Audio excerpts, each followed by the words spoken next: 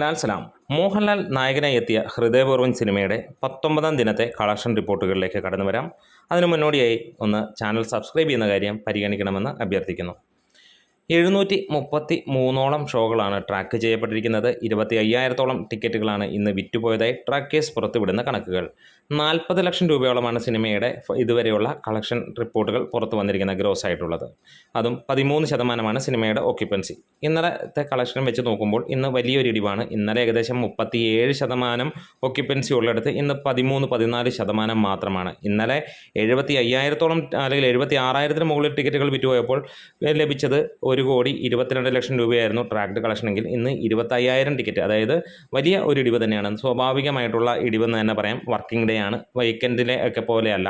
എന്തായാലും ഇന്ന് ഫൈനലായിട്ട് സിനിമ പ്രതീക്ഷിക്കുന്നത് 65-70 ലക്ഷം രൂപ കേരള ബോക്സ് ഓഫീസിൽ നിന്ന് നേടും. നല്ല ഒരു കളക്ഷൻ എന്ന് തന്നെയാണ് പറയാനുള്ളത്. കാരണം 20ാം ദിവസത്തിലേക്ക് സിനിമ കടക്കുകയാണ്. ഈ ഒരു സിനിമ ഒരുപക്ഷെ ഒരു 30 കോടി പോലും തൂക്കില്ല, അല്ലെങ്കിൽ ആ റേഞ്ചിലേക്ക് എത്തില്ല എന്ന് പറഞ്ഞവർക്ക് കേരള ബോക്സ് ഓഫീസിൽ നിന്ന് സിനിമ 36 കോടി നേടുന്നത് കാണാൻ കഴിഞ്ഞു.